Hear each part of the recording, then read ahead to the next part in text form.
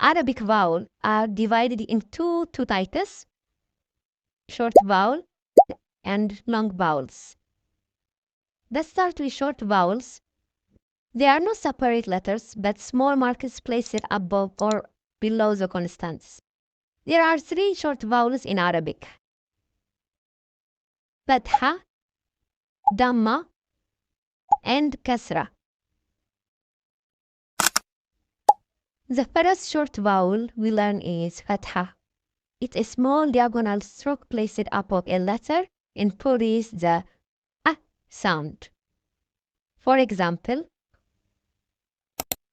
this is the letter Ba with Fatha on the top, Ba.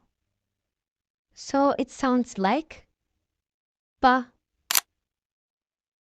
This is Noon with Fatha on the top, Na. Na. The second short vowel is Damma. It looks like a small Arabic letter Wow placed above a letter and gives the U sound. For example, when the letter Noon takes Damma, it's become Nu. Nu. When the letter Sin takes Damma, Su. Su. The third short vowel is Kasra.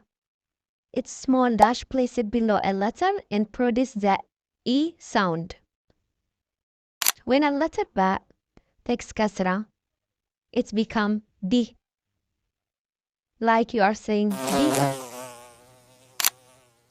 When Ta gets Kasra, it turns into T. T. Now look at Sin. With Kasra, it's C. C.